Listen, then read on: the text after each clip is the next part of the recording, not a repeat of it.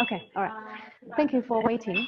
If I understand correctly, there's about 10 to 20 people online at the moment. I hope more can join us soon enough, because we have two fantastic, actually three fantastic speakers today. This is the fourth session for the second round of Multicultural Economic Participation Forum. My name is Jade Lee. Welcome. Very happy to have everyone online today, as well as in person. So the second round, we want to talk about what resources are out there for two things: employment and also for entrepreneurship. Because if there is no existing jobs out there looking for workers, and then those are the skills that you're good at, you might want to start your own business. Okay, so we will have Lesley and then Raj for the first part of the presentation, talking about all the resources related to employment. Lesley will also pinpoint some cross-cultural tips for you to be more successful in your job searching experience. Before I go any further, I want to acknowledge and pay respect to the Tasmanian Aboriginal people as the traditional and original owners, and then continuing custodian of this land, and acknowledge elders past and present. This project is funded by City of Hobart and the City of Glenorchy as part of the Resilient Hobart project for City of Hobart and the Can Do Community Grant from Glenorchy. The point of running all these sessions is to find out where is the gap we are facing now in terms of what the job market wants and what we can find. It's not just a reactive process to existing conditions. More importantly, the forum wants to help the multicultural community to proactively start to consider this issue we're facing. So find solutions while putting yourself into the driver's seat. That's very, very important. The time for today will be arranged roughly like this. The first part is a bit longer than the second part because we have both Lesley and Raj. And I think we'll plan for about an hour and a half since Lesley started talking. And then if you have any questions online, please type it up, submit it, and I will read it out to Lesley, and so you can get some interaction. Okay, we do prefer have in-person participation because past experience told us the discussion is very interesting when we have a lot more people in the same room. After this, we'll have a quick break, about 15 minutes or so. Then we will welcome Mr. Ian Whitehouse to give us a talk specializing in starting your own business. That is quite challenging to a lot of multicultural community members because you want to know how to connect to the work culture and the business culture in here in order to promote your service. Ian has some great tips and then motivate us to think and to reach out. Okay. The last thing I want to mention, just for the in-person participants, a few here today, is some housekeeping issues. If there's an emergency, follow the sign here to exit the front exit and then come down to the road entrance. And then if you need toilet, is out of the door, then to your left. Oh, last, my name is Jade Lee. I'm the project manager of these pilot sessions. And then our website has contact details for the admin mailbox. So if you have any questions, feel free to drop us email at admin@mepftas.com. Thank you. Lesley. Good morning, everyone. My name's Lesley Hazelwood, and I've been a career development person. I obviously haven't spoken for a while. I've been a career development person and a trainer, vocational education trainer, for quite a long time, as you can see by my grey hair. I'd like to welcome you here today. I've got a bit of a problem that I have hoping that can be helped, because the way that we've set it up, I can't easily click through the slides, and I unfortunately don't have the clicker. So I'm going to get you to keep clicking. And the thing I think we can do to overcome that is that I'll get you to actually take screenshots of the slides, because there's a lot of information that it's miles too much to take in today, but I wanted you to have that information so that you can use it later. Okay, so some people might have attended the first topic, which was really about looking at the whole of Tasmania and all of the opportunities that were available within Tasmania, and some of you mightn't have. So just a second, I have a bit of a, yeah, pardon? Okay, so we're having a bit of technical difficulties with the interpreter. It'll only just take a second.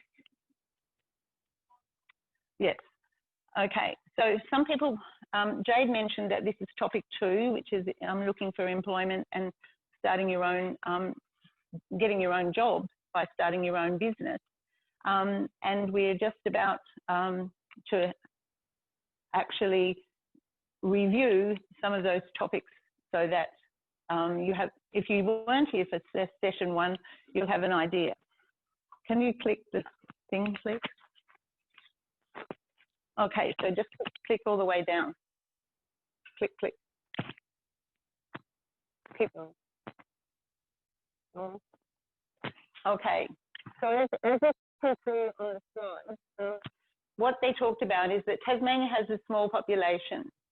So that actually means both opportunities and sometimes there's a problem, because we obviously don't have lots of people to sell goods to, or etc. So what we need to do is actually look after the people who are here, and also think about how we can include extra people in our marketplace. So we have an aging population. What does that mean? That means that as people get older, they're going to need more services. And a lot of times people talk about aged care, but there's a whole lot of other areas that they might need assistance with, because Australians are not as likely to be moved into aged care facilities. So they might stay in their own home. So you might actually get a position working with one of the organisations that actually goes and cares for people in their own homes. Okay? We're not as culturally diverse as the mainland. So lots of people always say it's really good to learn English here, because you basically have to learn it. We don't have as many people, so you can stay in your own community. Tasmanians leave school very early compared to the mainland. And so a lot of the people who come from overseas actually have a better educational standard in terms of their higher level achievement than they have for the local people. So that gives you an opportunity in a different place. Okay, is that okay? Yeah. All right. So the industry sectors that most of Tasmanians work in, they're often things like public admin and safety, education and training, professional, scientific and technical areas, healthcare and social assistance. Most of those jobs are actually in government of some sort. So one of the areas you need to start looking for work in is to get into the lower levels of the government if you can. So that then as you get in, you can use your skills and adapt to the workplace and move up further. But to avoid using those government websites, which we'll talk about a little bit later, you're missing out on a lot of opportunities. Okay. So the growth industry sectors, we've talked a lot, and you might have actually seen on the news, etc., that Tasmania, and you probably know, Tasmania has a lot of agricultural products that are very well known, and quite a lot of people already send them export them away. We have aged care, disability care as growing sectors as well. And one of the sectors that the government is actually looking at is manufacturing. Micro manufacturing is something Ian will talk about a little bit later as well. But we still have quite a few manufacturing companies in Tasmania, and I'll talk about them in a moment. Okay, so if you can go through the next slide. So stop. One size doesn't fit all. So when I'm talking about this information, you need to relate it to yourself and your situation, okay? This is, when you go for a job, this is a sales pitch that you actually have to give. So the first part of that sales pitch is obviously your application. That's what most people say. But before you actually do your application, it's a really good idea to contact the person who says, if you need further information, contact this person. Get your questions really clear and start establishing a relationship already with that person. That person's going to get the application. It's going to be a little tiny twig, little voice go, this is such and such. They rang me about whatever. It is a competition. There's one job and sometimes hundreds of applicants. That's not to say that you need to get despondent about that, but you do need to recognise you have to do the best that you can to put yourself forward out there. Okay? And we'll also talk about that a bit more. So, can you click all the way through?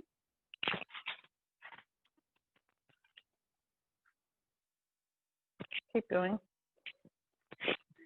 2 more. Yeah. Okay. So this is one of the slides you need to take a picture of.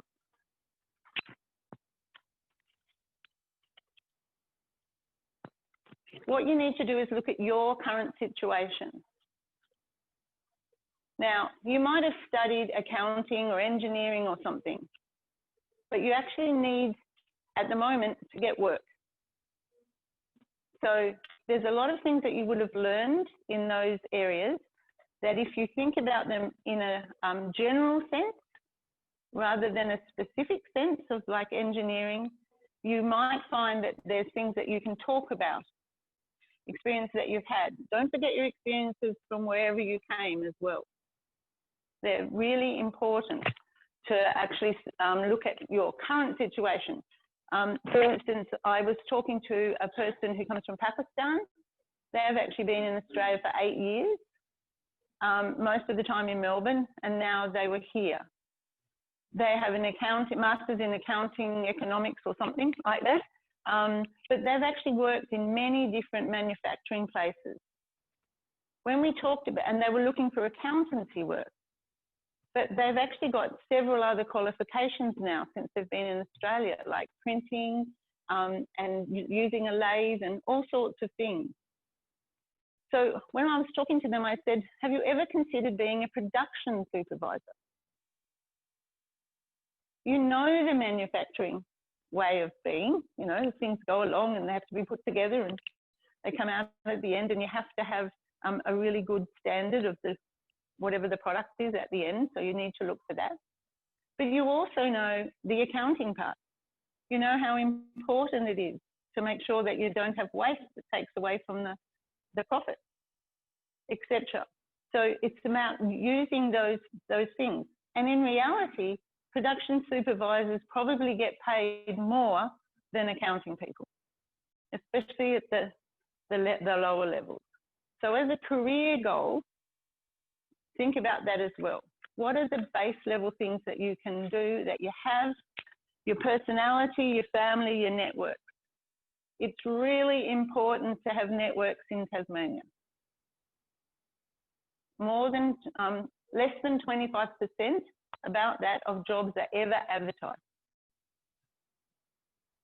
Okay, so I was driving through Glenorchy yesterday on a massage parlour. There's a massage parlour, I said that. A massage shop, there's a sign that says position available. When I used to live in Melbourne, there was often those signs. That's something that we don't normally have in Tasmania, because most people have gone through agencies if they needed to have a, advertise for a job. But now that sort of approach that people from overseas use, rather than agencies, is happening. So be on the lookout. If you don't read the newspaper, I suggest if you live in a house with people because it's so expensive actually every day, but I suggest that you actually do get one in the house. Last week, there was a little story in the newspaper that said that one of the courier companies actually needs something like 50 extra drivers. So if you're going to get some sort of qualification, maybe look for those sorts of things so that you can get that qualification. I actually did the white card myself last Monday, and there were lots of people from Pakistan and India and China doing the white card so that they could go onto a building site. There were only 2 Australians, me and another guy who's changing his career so he can work for someone else. Okay, so that's really important to know who you are. Raj. Where did you actually do the white card? No, I did it in person. Where? I did it at Handa Training Solutions.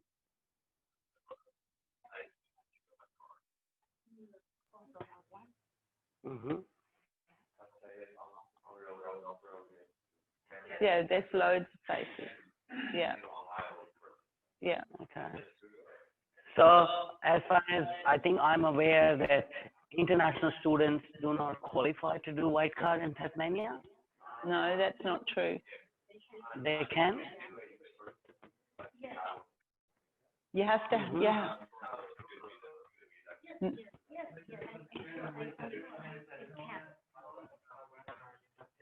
Yes.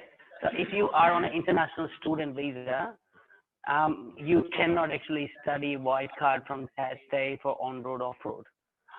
You have to be either a permanent resident or citizen. So there are few organizations who might be doing white card for international students. That's not actually true, Raj. I don't think, as far as I know. Because we have inquired some on-road, off-road. Yeah. Nice. Mm-hmm. Mm-hmm. Mm-hmm. Tests is not so much whether you can do the white card or not do the white card. The test is, does it impact with your main course of studies if you're an international student? Okay, so the prescription around who can do short courses, which is what they're often called, many international students are eligible. And I can tell you that not just yourself, but others need to be very clear not to give misinformation, because you need to look at the facts, and there are many mitigating circumstances. One is, what is the condition of your, for example, if you come on a spousal visa, okay, if you come as an international student, you have to attend your course in accordance with your letter of offer. Okay, so it has, well, the only way you get to Australia is if you have a letter of offer from a registered CRICOS organisation, an approved CRICOS organisation which is on the National Register. So one of the things is, and I appreciate everybody has a lot of thoughts and contributions here, but what I would say is there are many factors that determine whether you are eligible or not. But I can tell you from my own personal experience, there's a number of students that have studied full-time, things that are responsible service of alcohol, white card, things like this, because they're called short courses, and they allow them to get some part-time work, up to the allowable 20 hours a week, for example. If you're on a spouse visa, if you're on a, to be taken account. So I didn't want to correct you in that way, but what I wanted to do is just make the point that there are many conditions or many circumstances that need to be taken account of when you're actually sharing information. So Leslie's point is correct, that there's many short courses you can do that may help you gain some and of course you have to pay for those short courses.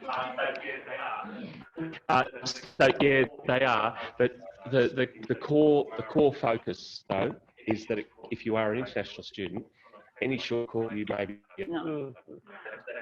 And just one more question, just to clarify, I'm not aware of that. That's So the course you take from any provider, they have to have a crisscross regulation as well if you are an international student. Because like Blue Dog Training, for example, have clearly stated on their website as well that, you know, we cannot, if you are on a specific visa, we can't do it. So,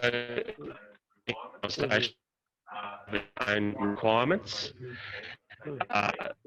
CRICOS standards that they need to meet, and RTOs have standards they need to meet. So a number of people who do a short course, like 1 or 2 units, may not necessarily need to be an international student, or because they may be on a different visa. But the other side is they may be doing something that will enable them to get some work.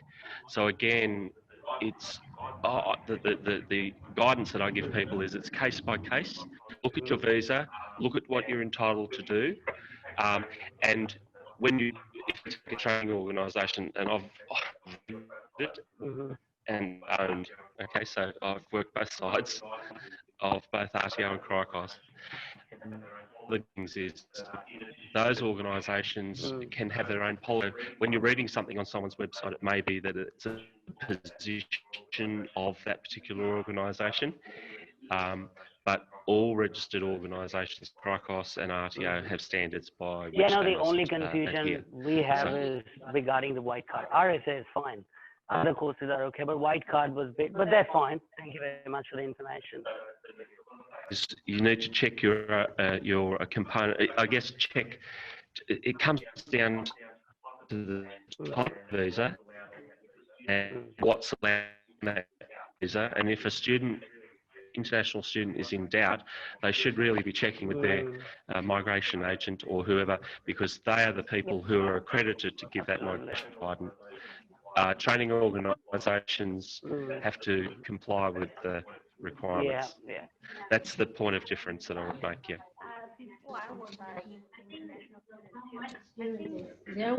There was something to do, as they already said.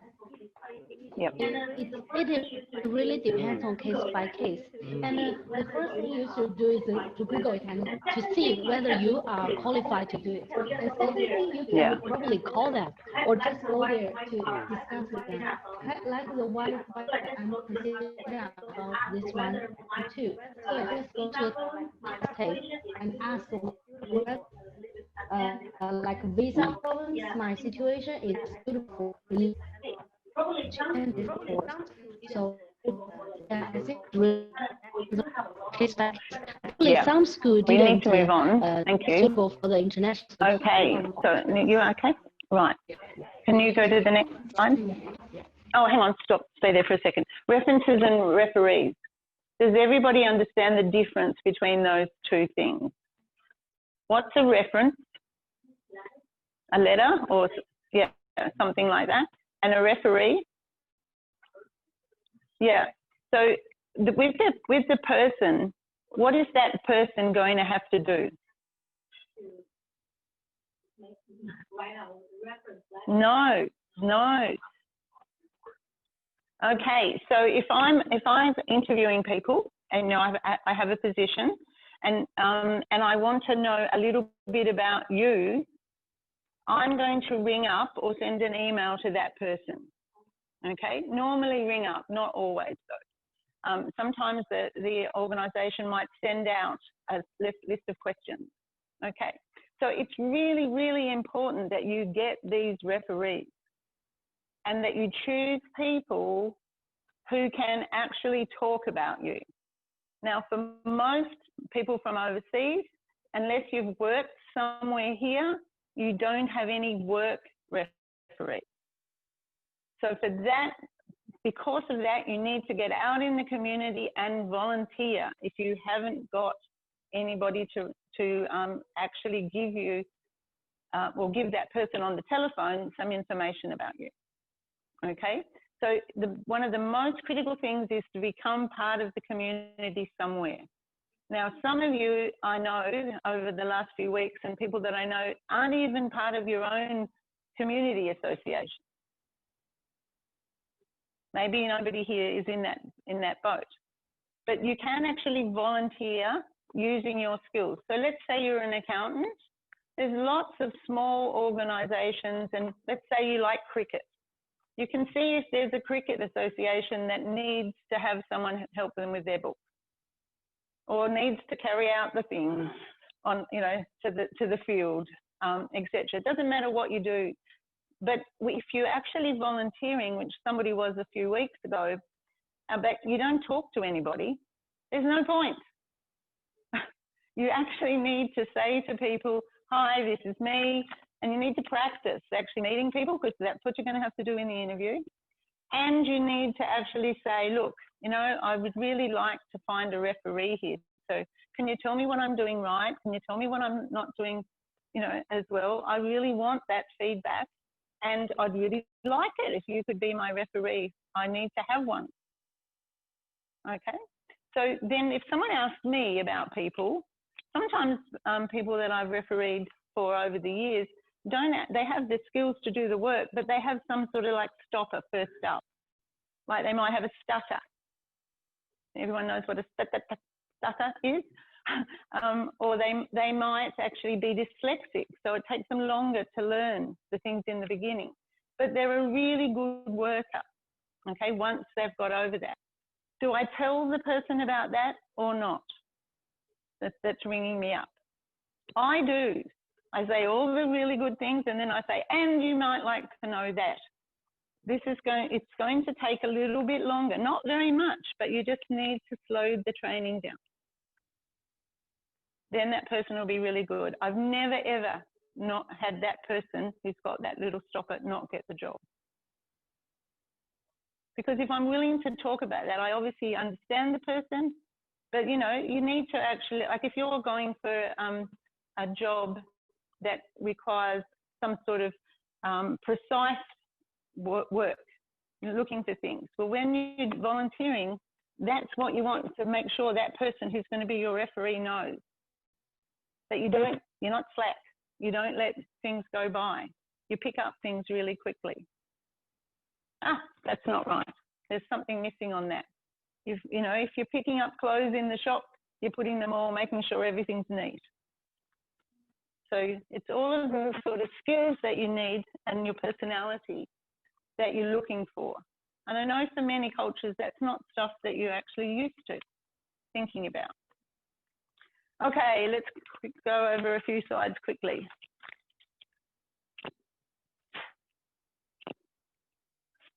It's the mouse died. Do I need to press it? Okay, now the status of your visa is really important. And as Ian said, and we were talking about earlier with May, you really need to know the conditions of your visa.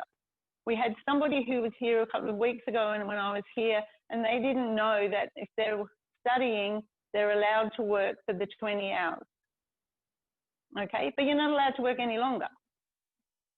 That's the so know the status, and then there's lots of different things. Okay, so the other thing is you might be able to get government assistance. That will depend on your visa as well. Okay, I'm going to click through the rest.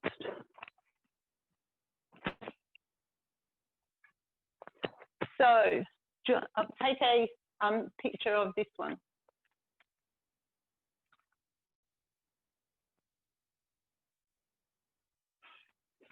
So job active providers.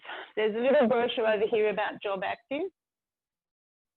But the job active providers can only provide you assistance if you're actually on Centrelink, if you've got a card from the government that says that you can get assistance. And if you've been here for a while or you're a particular person, you might actually be able to have that. Otherwise, you can't actually get assistance from job active. But there are lots of other things that maybe you can. So rapid response is one. Is there anybody here who had a job previously that they lost in COVID? No? Yes, May. So if you actually did have a job, even if it was casual, but you were doing it regularly, I mean, permanent, then you can apply to rapid assistance. Okay. There was an ad in the newspaper a while ago that talked about $3,000. You don't get $3,000. Lots of people ring up and ask about that. But you can actually get up to $1,500 for some extra training. You can get a career advice, which is what that man from Pakistan said. And if you actually get work, or if you're going for a job and you're being approved, and the employer, wants something that you don't quite have enough skill at, or you need to have a new, like a white card qualification, then the government can actually pay another $1,500, up to another $1,500 for that. So if you've had any sort of work in as a permanent type ongoing thing, not permanent, but ongoing, then it's worthwhile trying for that. And I'll write up the, if you even just look up Skills Initiative Rapid Response, Tasmanian Government, you'll get it. I'll give it to you again in a minute, Jade. Okay, so the other thing is you might be able to get an apprenticeship once again, or a traineeship, thinking about your visa. Not everybody can for sure. But apprenticeships are often considered, and traineeships are often considered just to be for young people. But adults can actually get them. You can get an apprenticeship, and if I decided tomorrow I wanted to be a fitter and turner, I could still apply for an apprenticeship because I'm still able to work, which is the top criteria. That's the age limit at the top. And apprenticeships and traineeships can pay, between as adults, between $15 and $20 an hour. So for some people who might, be practical and be able to use their hands and quite like working with things like that, it might be a pathway to actually getting into an area that later you can either buy your own business or set up your own business, or you can actually go and work for, larger companies, etc. Okay, or it can be something that, you actually just do so because you like doing it, and so you stay in that industry. Quite a lot of people do that. Traineeships are shorter time than apprenticeships, but otherwise they're all apprenticeships. Okay, yep.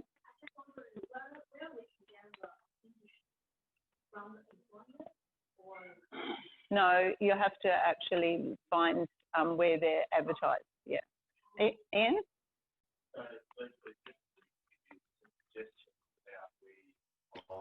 Apprenticeships or traineeships. In the last 2 weeks, since the government announced some significant funding, I've seen probably around 6 or 8 organisations in Tasmania looking to recruit apprentices. So I'm talking about apprenticeships, not traineeships. And most of those recruitment opportunities have either been coming through some of my Facebook feeds or some of my LinkedIn feeds. And some of those employers have maybe 2 or 3 apprenticeships that they're looking to fill. Some have been in transport and logistics, some have been in building and construction, and there was an agriculture one I saw as well. So sometimes through as Lesley said before, often you hear about these from non-job site areas. So this is coming by my networks, for example, where people are hearing about an opportunity and then sharing it with the wider community using social media tools. I tend not to see quite so much through WeChat or WhatsApp, but definitely through LinkedIn and Facebook, certainly in the last few weeks. So you might find some opportunities there. Okay, so research is so important, okay? So the things that we're talking about, you need to look up. So for entry level pathways, locations, seasonal work, who to speak to. We're coming into the part of the year where everything grows really fast. So people like Parks and Wildlife are out there looking for fire spotters and people to cut down things and grow, you know, etc.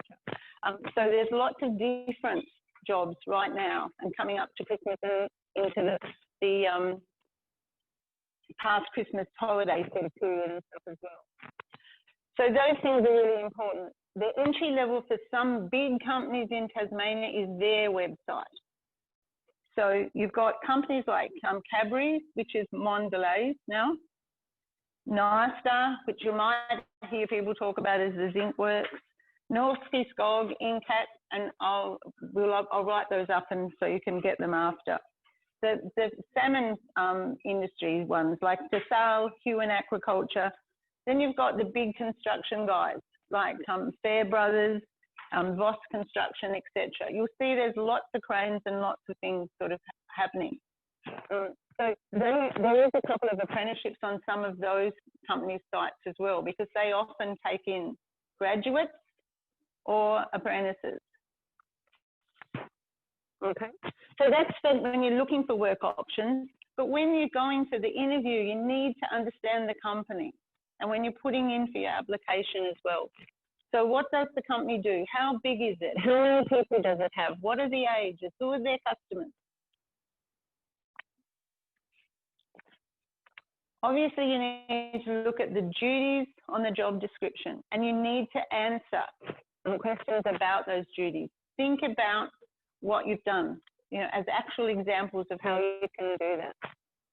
And as I said earlier, use the contact person to find out more information so you can be specific about what you're looking for. If there's any terms that they use in the job description, you know, let's say it's accounting and they talk about cooperatives and you don't know what a cooperative is, you need to Google it and check it out. So that if they ask you a question about that, and don't forget, you can say, I don't actually know. I've not worked for a cooperative, but I looked it up and it appears that it's like this, okay? What does that do? That shows you've got an initiative. That shows that you want to do the job the best way possible. And everybody who's interviewing you will know that you actually haven't had that sort of work before. So if you can show your initiative, that's really good. And your excitement, enthusiasm or whatever for getting that work. If you're enthusiastic, you'd of course look. So they're sort of expecting that. Okay, if you want to go. Keep going. It's still not going.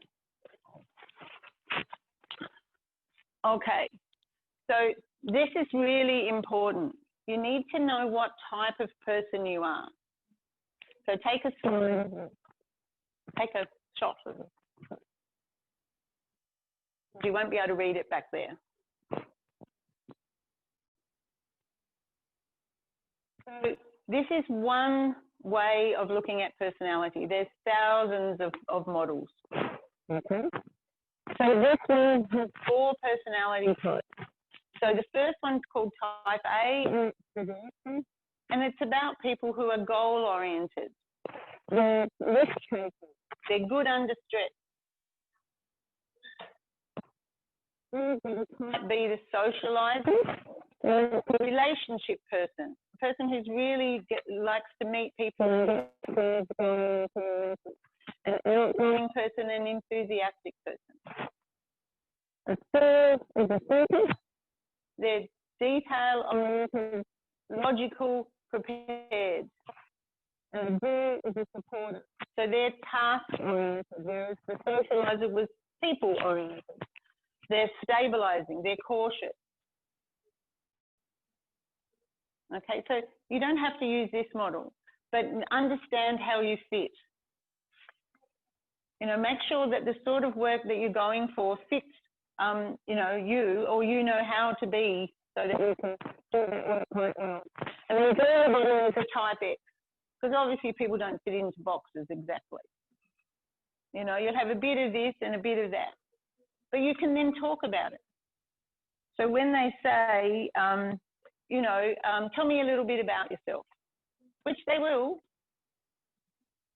you can say, this is the sort of thing I like to do. You know, in the other jobs that I've had, I really enjoyed, you know, meeting the new people, or whatever it is. I'm good when I first meet people. If you're in customer service, that's really important. If you're in customer service and you do this, you know, if you're shy from people, it's not going to get very well. Question?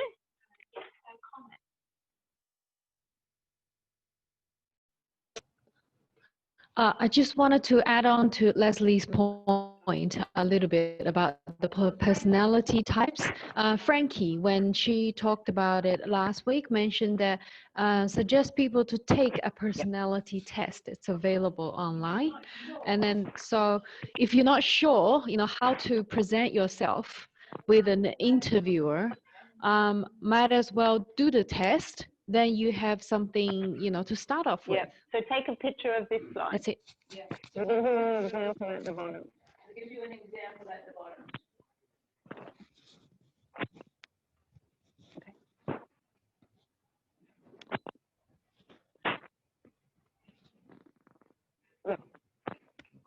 Okay. This is another test that you can do. Keep going. So you actually have a whole lot of skills. I talked about these before that are transferable. So take a picture. There's organising work skills, getting your job done skills, etc. You would have those experiences anyway as you were growing up and all of those things. So think about that. If you do this test, which is in Seek, you'll find out how that sort of fits for you. And the other thing is, how does your migration story fit? You know, if you've overcome certain things to get here, or if, you know, you can give examples of those sorts of things that have happened to you, that's great.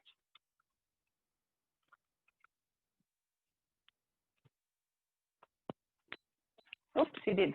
Okay, so I talked earlier about the levels of government in Australia. Just to make sure everybody knows, take a picture of this slide as well.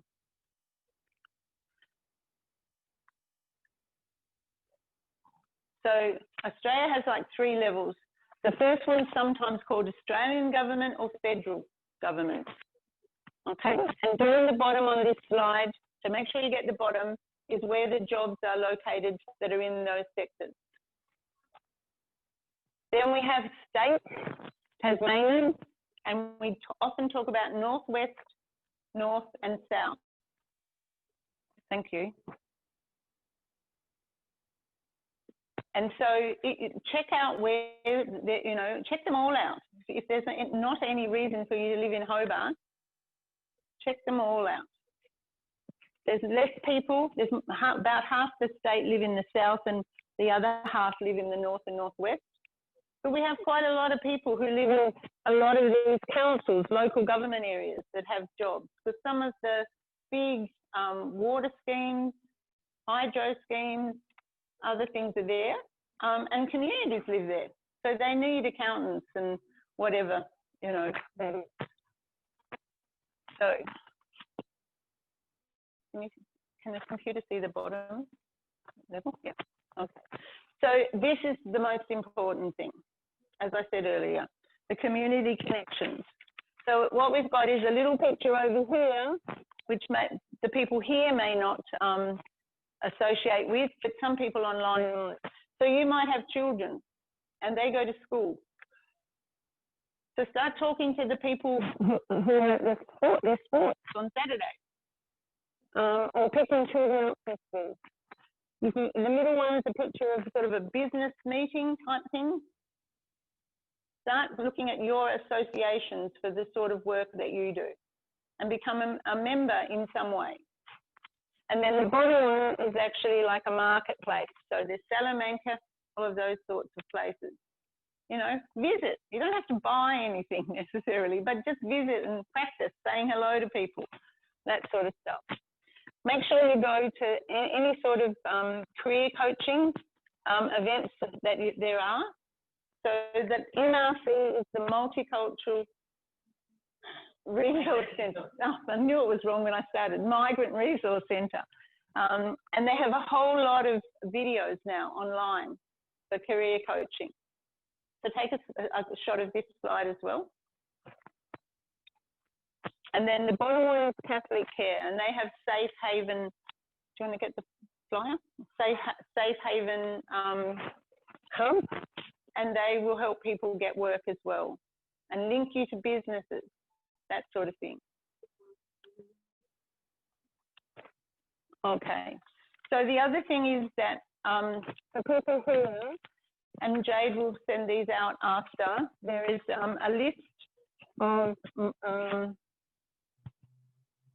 recruitment agencies and labour hire companies.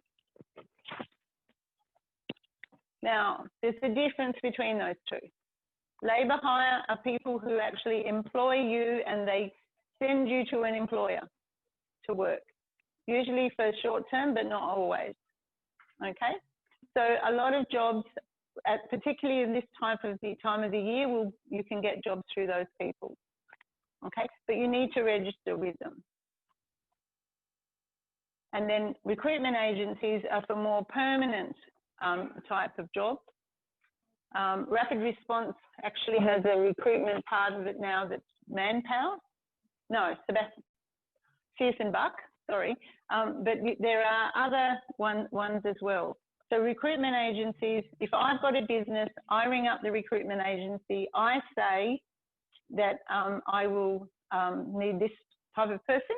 They do all the interviewing, all of that, and then you get employed by that other employer, okay? And that employer pays them for their effort, so you don't need to pay.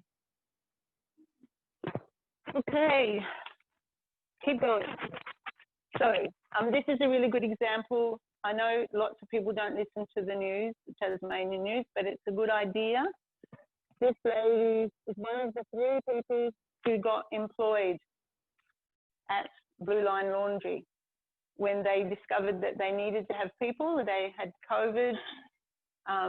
It's just I mean, it has quite a lot of people. I can't remember, 100 or something like that. But they discovered that in that laundry, washing clothes and doing stuff, there were 25 migrant workers with 31 untapped degrees. They had 3 positions and they filled them. Untapped means that you've got the degree and you're here and not using it. So they, like we talked about with casual, they'd gone and worked there because they couldn't get a job in their field. Okay, so if you do get any of these casual type works, make sure people know that you've got qualifications.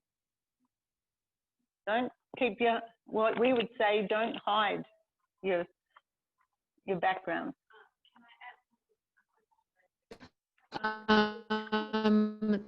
Timing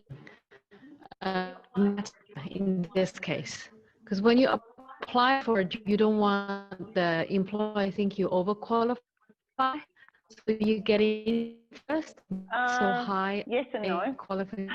I mean, it actually really depends, doesn't it? When you're applying for the position, you need to apply whatever it is that they're looking for. Okay. Now, not everybody in the community would know that migrants usually come here to get some sort of study or have to have some qualification or money sometimes to get in, but most sort of understand that. So my advice, my personal advice would be to always tell the truth. Don't overemphasize that, but don't dismiss it either. Because if it's between you and me, Jade, and I think that you've got an accounting qualification and I don't, then I'd be crazy if we were even and I didn't take the person who's actually studied. because I'm looking for, if I've got 100 staff, I'm looking for people who might progress through. So if you're going for a single person job, you know, helping with one person, then maybe not. And if they don't have a qualification, they might be worried about it. Ian?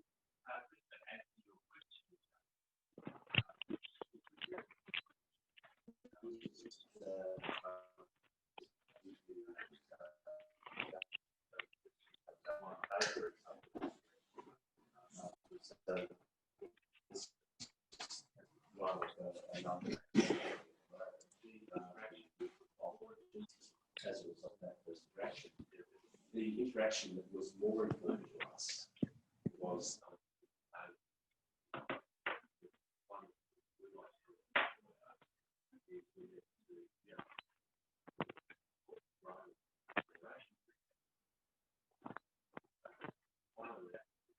that was sure qualifications and background and those sorts of things, but it was more about conversation.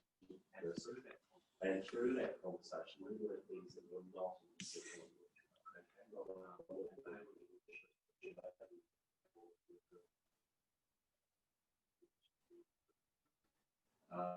And they were the interpersonal things that we were learning. So I think it's important to remember that when you present yourself, sometimes what you present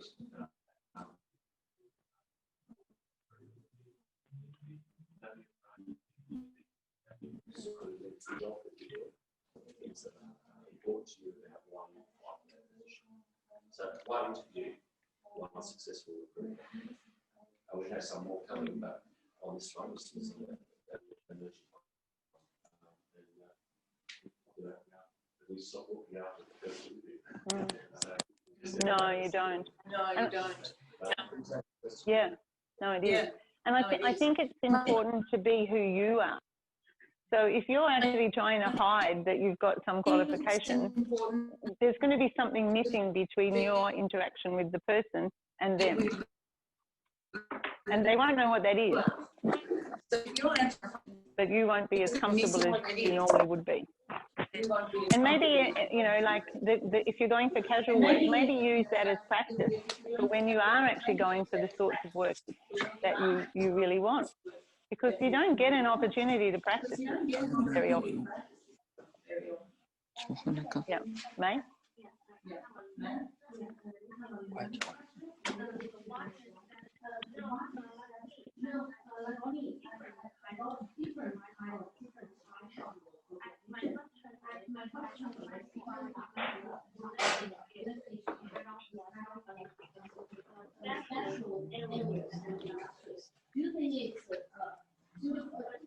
有书，没事，刚才不是都好了？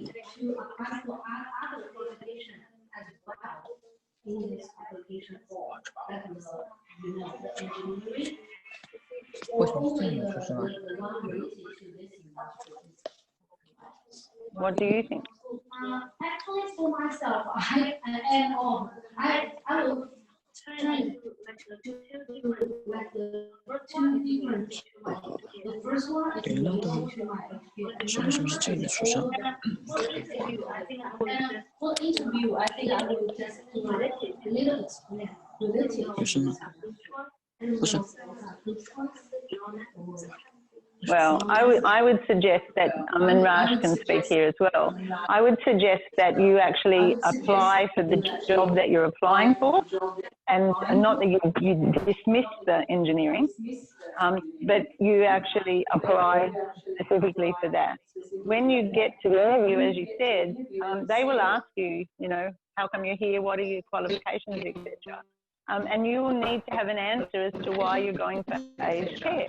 And you will need to have an answer. You know, it might be because where you come from, everybody looks after their people in the village or whatever, and you love older people. And so, yes, at some point in the future, if I can, I want to be an engineer because that's what I studied for, and that's a passion. But also, aged people, looking after aged people is a passion too. Yeah. But if you actually, you know, emphasize all the things for engineering, then they're going to go, well, and you're not going to get in the list in the first place. Ian?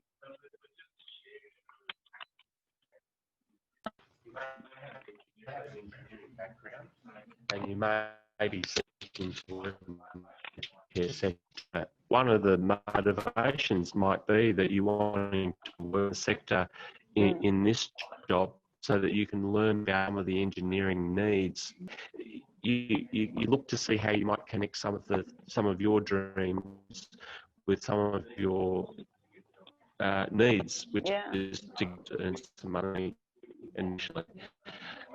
We often, so I can't talk too much about the person we discussed yesterday, earlier this week, but they work in Auburn, okay, and whilst that was fantastic, what we wanted to do was really understand that they could, as I say, do what they said they could do, okay? And the only way that we could establish that was through the discussion and the interview process. So we made it, quite relaxed, and they told us a bit about them. We asked some questions. We told them a little bit about us. But linking some of your academic backgrounds and some of your work backgrounds may actually see some complementary things come together.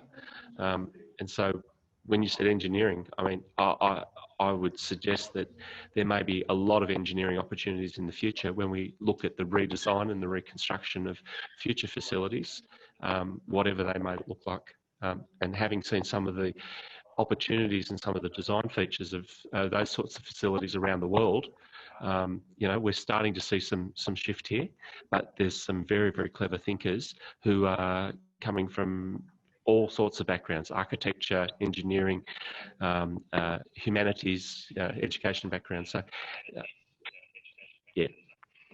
Excellent. So, yep, you're right. Yep. Okay. So, I'd get you to take a slide, a photo of this slide. These are lots of different tips. We've covered quite a few of them.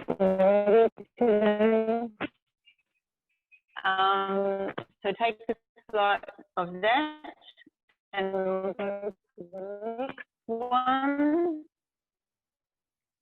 Can you click? I think it should come. Okay, so this is the job seeking, searching web. To suggest is that you actually Google job, in Hobart or jobs in Tasmania on a regular basis, with another one that I'd not heard of before, and it's one that's actually got quite a lot of short-term and casual type jobs that you might be able to go for. So it's called simplyhired.com.au. I'll write it up here.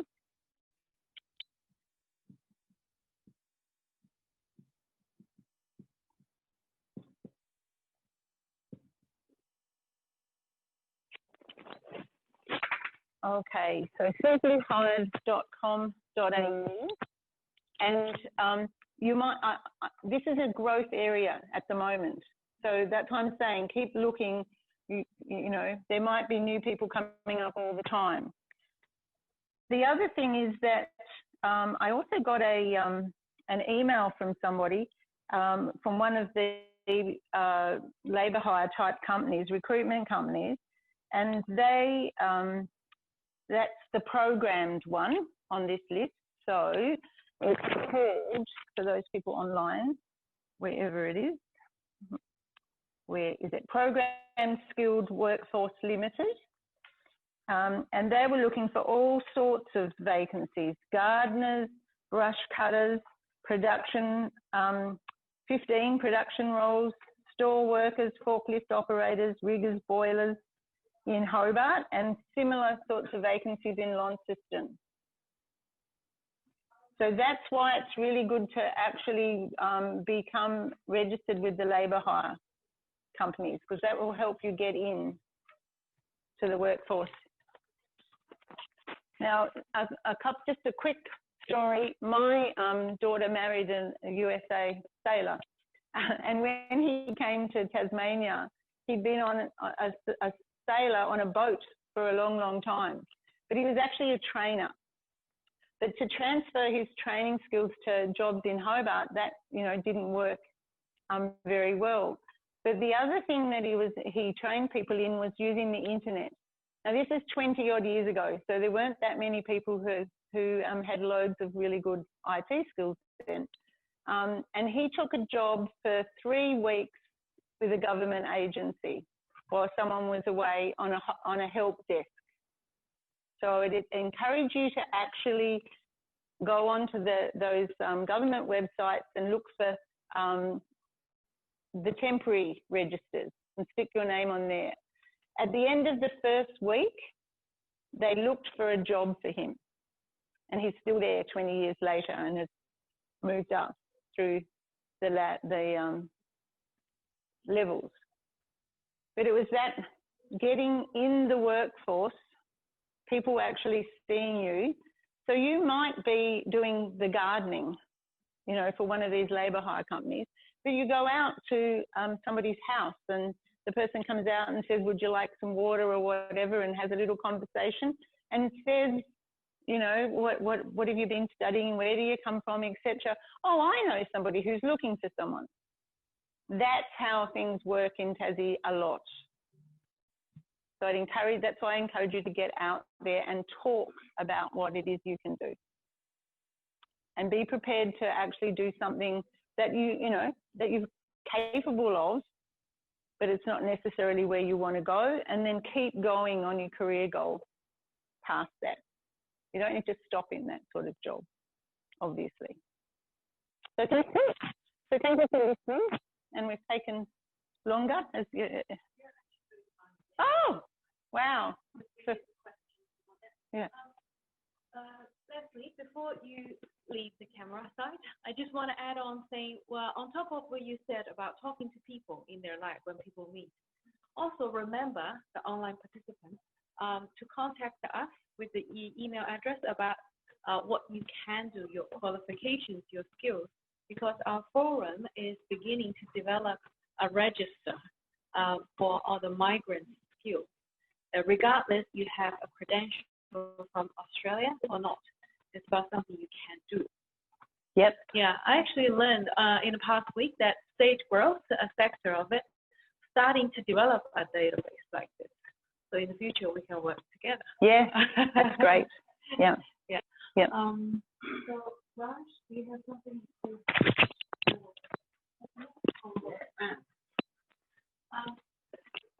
yes.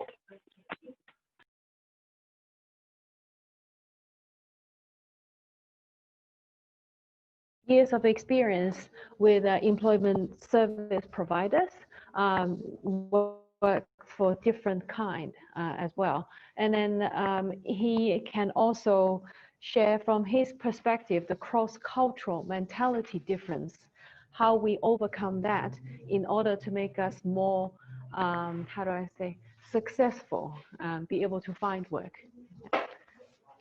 Well, hello everyone. I migrated to Hobart as well in 2013 with my wife. She studied in UTAS, and like, you know, most of the international students or anyone who migrates, it is expected that it will take you time to find a job and settle into a new country. So she had that issues as well, and it was quite a struggle for her. She was not able to find any work for 2 years. But you know, she started very small in an Indian restaurant, and I encouraged her just to walk in to the place and ask for a job. Sometimes, you know, that's you know, a good step, like what Lesley was saying. That's not the all career option that she was going to work there forever, but she has that hesitation that I've worked in a good company back home. Why should I be doing waiting work and stuff like that? But what my experience has been in living in Australia and Tasmania, no work is smaller or bigger. We should be ready to do anything that comes to your plate, because what Lesley said is very important, is reference. I work with a lot of migrants and people who are on skill visas, international students, temporary visa holders. That was my job in India. I was a recruiter for different colleges, and I'm immigration consultant back home. Working in Tasmania, we have noticed that, you know, when people come to us for jobs and stuff, resume is another issue. Some people spend years and years studying, but they spend 10 minutes on a resume. That is your brochure that the employer sees first time. When I had a group of 11 students that I was talking to a couple of weeks back, and I asked them, okay, show me your resume.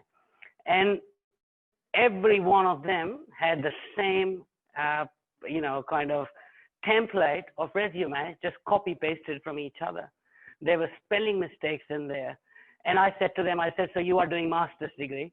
You spent 23 years studying. How long did you spend on your resume? And my advice to everyone is, don't copy the resume. You don't have to go by a template. You know, HR people there is one of my friends, she was recruiting for an admin position, and she had 300 resumes come through. And she was saying, it's just crazy that how many people send, but only resumes who stand out, which are a bit creative. They look better. They appeal to the employer. So if you are looking for a job, the first step is look at your resume. How much effort did you actually put in that? If you cannot spend a day or 2 days, I'll say spend a week creating your resume. Think outside the box. It's your story that you are telling to the employers. That's the first thing employers will see. We have an example of I'm working with job active providers, which has nothing to do with temporary visa holders, because we work with people who are on Centrelink benefits. However, government changed that when you become a permanent resident, you have to wait for 2 years to get Centrelink benefit. But due to COVID-19, the government was so generous, they changed that, and they said, okay, anyone who became permanent resident in last 2 months is eligible for that. So we had an influx of people who were recent permanent residents. And these are the basic things that they were struggling with, is a resume, how to write a selection criteria. Most of the jobs, when they are advertised, and Lesley would agree with that, they have selection criteria to be addressed.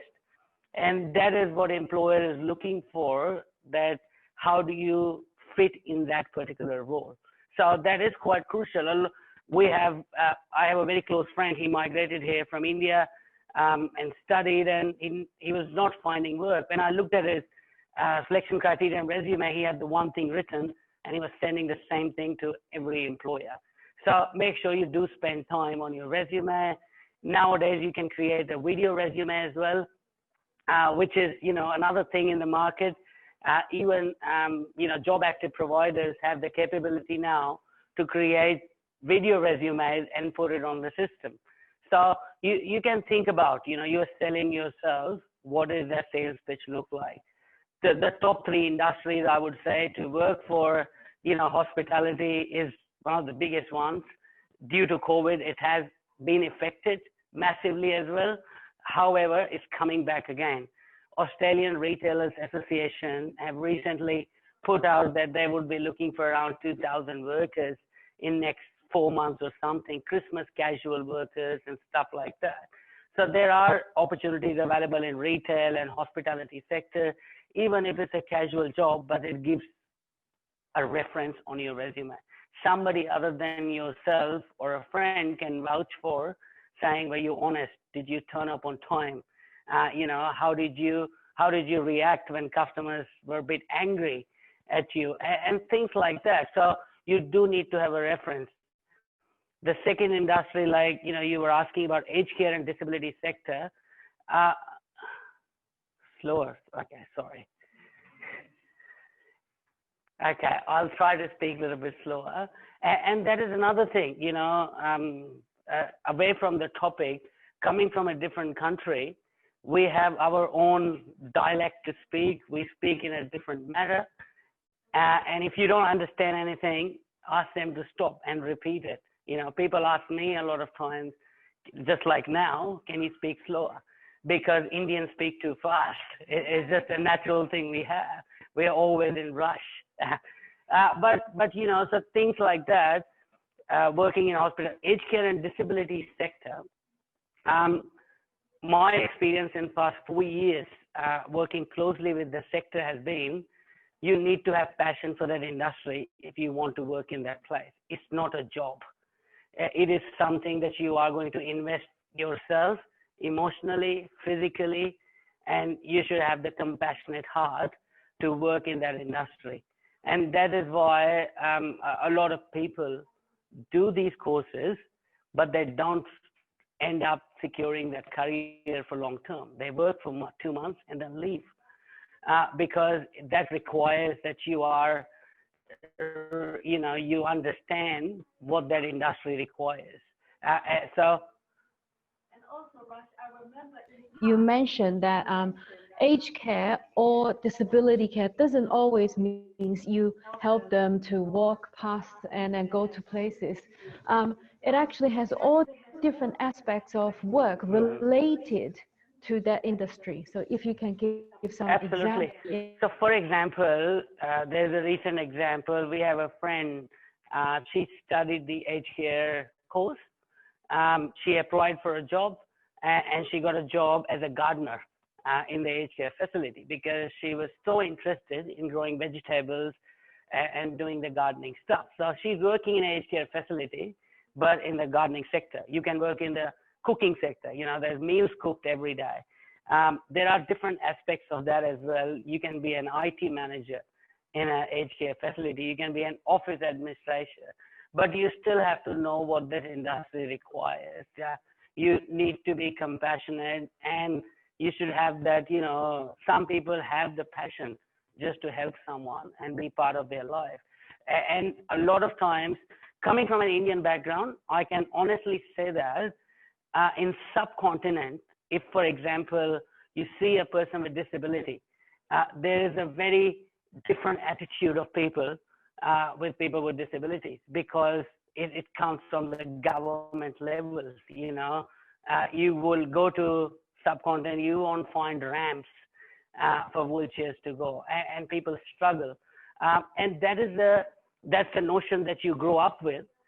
When you move and you end up taking, I'm not sure about China, how that is, however, or other countries, but when you move here, you always have that perception in the back of your mind. And you end up saying that, okay, I'm here to babysit this person. But your job is not the babysitting someone. You are there to support them and put yourself out of the job one day, that you are required less and less. So that's why doing the course is quite important. There are a lot of online courses available, but I think online course is again something that you do it in rush just to complete a formality. And the other thing I was saying at the online courses is that you go for the ones that have practical. If you don't have practical at the end, even at university, my cousin actually did library. She didn't do it at TAFE. She did it at university. Didn't have workplace practical, no experience, so she had a hard time getting the job. So go for the ones that have practical if you can. And if you do certificate 3 in individual support, you are required to do 120 hours of your work placement to actually get a certificate. So doing from a place which is more reputable, and like on Google, you can find reviews and stuff like, where should I do it and stuff like that. But if you're interested in working in the sector, I would say go and visit a disability provider.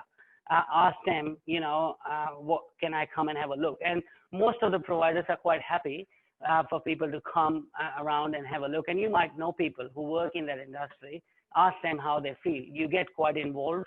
It's a very rewarding industry as well, and there is, once you work in that industry, it's very difficult to go back. You just want to be there. It's just an amazing area to work in because for yourself and people you are supporting.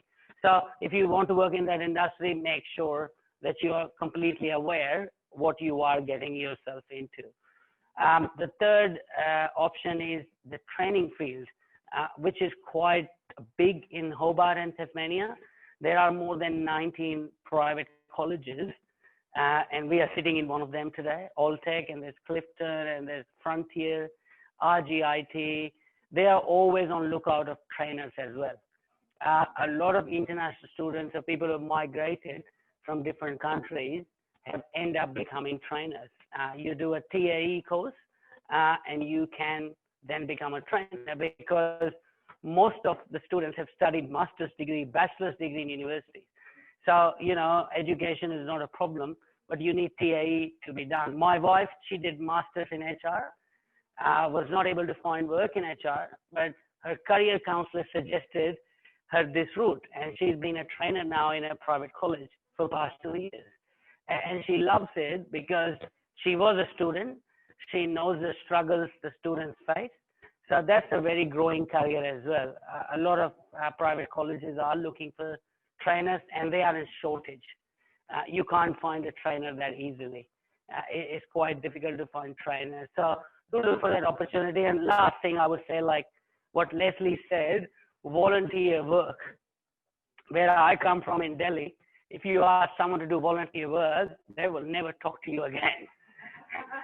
People say, you want me to work free for you? I'm not doing that. You only do free work when you're retired. However, that's a part of Australian culture, being involved in volunteer work. What it does, it gives you a network. Again, it gives you references. We have a lot of people who are on migrant visas. We run a sports program for cricket, and we've got 14 cricket teams from 12 different countries.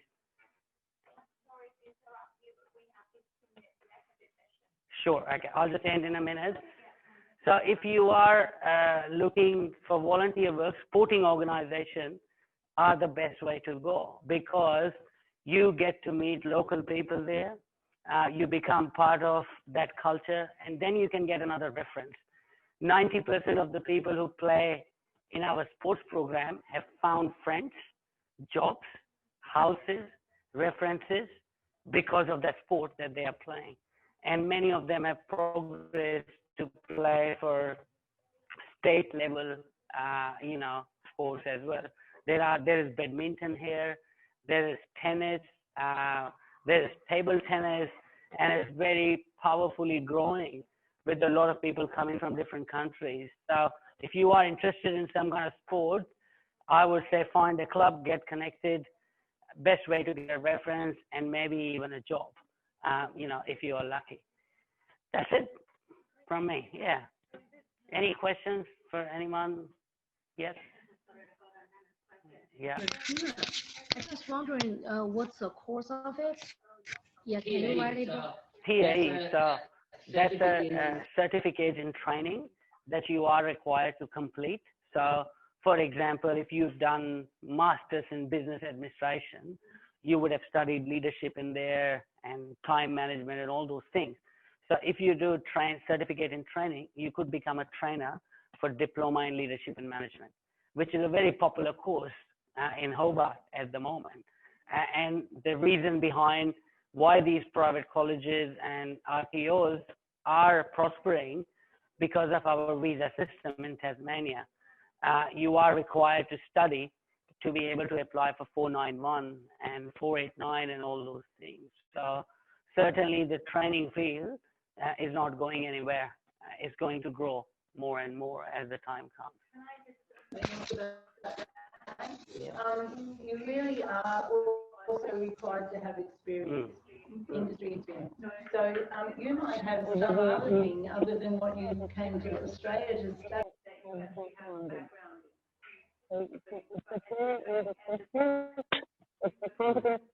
Training is not the same as university. You have to know how to do the skills, and there's a whole regulation that says exactly how you are supposed to be assessing people against for them to be competent. So, but it's definitely, Raj is right, it's definitely an area that's worth looking at. And, for international students, that's generally FIFOS, but there's lots of registered training organisations that Ian spoke about before as well, and including TAFE, that are looking for people. And the other thing I didn't mention was your language. A friend of mine who's Indian, she actually has now gone to work for a doctor. surgery that deals with lots of clients from who need Hindi background. So don't forget to use all of that as well, because that goes into all of the age, as people get older, etc., goes into the aged care area, hospitality area, tourism, you know, your language And for skills. jobs in Tasmania, one of the other important factors is the driving license, because transport is a massive issue. For example, if you get a job in Cambridge, Kennedy Drive, starting at 6 a.m. in the morning, how would you go there if you don't drive? So when you prepare your resume, if you have a driver license, make sure you do mention it on the top that I do have a driver license and my own vehicle, if possible. A lot of people find the jobs, but they can't travel to those places. There's a question online. Says, can international student undertake TAE course So like on again, what student Ian visa? said, it's case-to-case basis. I can give example from practical thing. My wife, she did it once she was on a temporary graduate visa, which is 485, where you have full rights to study or work, whatever you like. So if you are already studying at university and you are on subclass 500, you will have to check whether you can or you can't. So, but 100% if you are on a working visa, full working rights, then you can study. But it will be, again, your visa conditions will be listed on your Vivo. If you go and check it there, it will explain that. Add one more thing, because we talked about that before. For example, STEPS having information session about disability jobs and stuff. Even though people are not on PR or a citizen, they can still go to those sessions to learn about industry, and maybe their opportunity come out, right? With the So I steps, just we do certificate in individual support and aged care. They are fully funded by the Skills Tasmania. So you don't have to be PR. Temporary residents, like people on 491 visa, 489, do qualify to study that program as well. We don't have enough seats though. We've got 25 seats available, and last month we had 77 inquiries. Out of that, 70% inquiries are from people who are on temporary visas. So again, I mean, if you do want information on that field, we do hold information sessions. I'll leave my cards. If you do want to know a little bit more about the industry, feel free to send us an email. We'll invite you to one of our sessions. And what we do a graduate ceremony. People who study, they end up working in the industry. So we organize the graduation ceremonies where we invite all the industry people and the students who are working.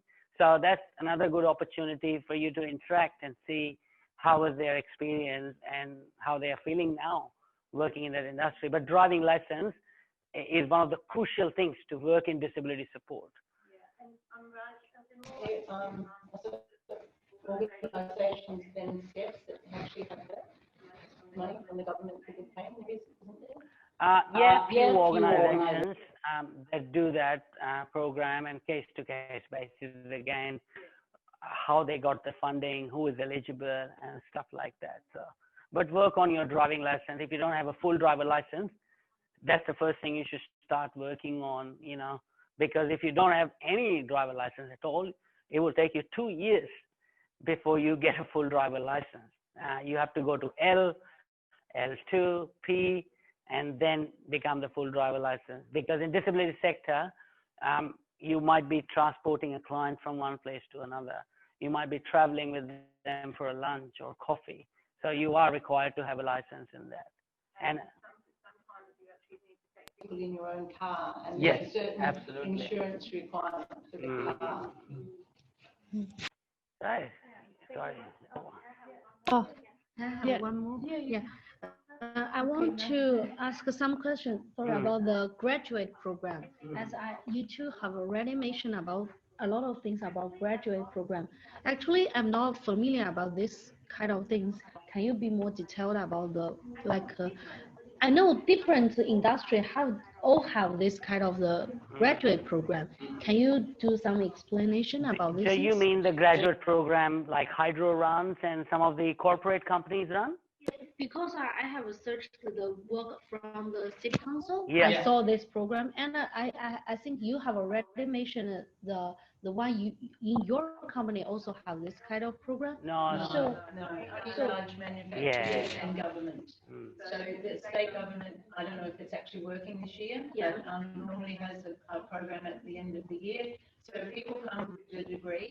And then they're put through a whole series of parts of an organisation. Okay, so definitely when I looked recently, NYSTAR, NYRSTAR.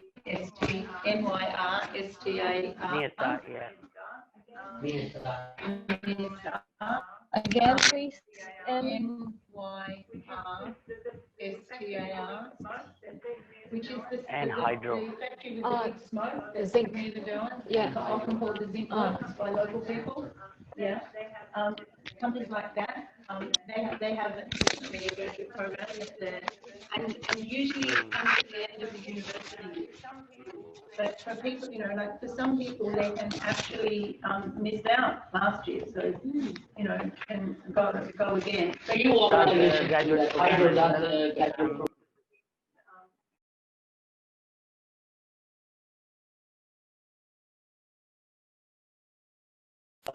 Qualifications. The idea is to actually give you a year's experience in the whole of the factory, so that you understand all of the different departments. I got it. Yeah. And sometimes some companies, like I don't know if this is still true, but Camalco, which is one of the aluminium companies that's like non-system, they actually had graduate engineering cadet engineering programs for years. So that program, cadet, you actually work there in your holiday breaks. So you're actually employed by them in your holiday breaks, and then you go to uni during the study period, and then you come back, so that you're putting everything into practice. And So it's kind of like you will do the placement or the work in different departments to know familiar about the whole company. Well, they employ you full time for that time. Okay. And they move you around. And usually graduate programs have a particular way that they operate. So they show you certain things before they can get to the next thing. So you're actually like doing the supply chain or the production line or whatever it is. So you also get paid from. You get paid all the time. It's a full-time job. It's a full-time job, but you're on a special program for a year. Normally you would get, let's say you're an electrical engineer, and you would normally go and work, say, at Hydro in a particular area. That's where you got the job. But in a graduate program, you're employed by the company and they move you within the company, so you understand the whole lot. Okay. Thank you so much. That's great. If you go to their website, Can you say the name again? sorry, Wise, Lord and Ferguson, which is an accounting firm in Hobart, they have on their careers page graduate accountant program, and their graduate accountant programs open to university students who are in the final year of their undergraduate or postgraduate accounting degree. Every year they offer a number of places in this program, and the successful applicants commence a full-time position in mid-February following their graduation. So it's consistent with what Raj and Lesley were saying, but it's also in some of the professional areas such as accounting. And the reason I know that is because I have suggested a number of people apply for that position from time to time, because that organisation gives you, like some of the people I've dealt with, had a really good broad range of experience in that graduate year. So. Okay, thank you. Right. It's really good discussion. I would like to carry further, but I am aware of time, and we would love to hear from Ian very soon again. So I think we should take a break now. And then to the online participants, I really want to say that if you can, try to come to our session one time in person, because you have more interaction with the speakers and networking here. You could definitely get more out of it. After this Saturday, we have one more session only. It will be in Muna, in the Multicultural Hub. So just keep an eye out for our session notice from Facebook or through our website. All right, thank you very much. And we'll be back in about 15 minutes. Don't go too far. Thank you.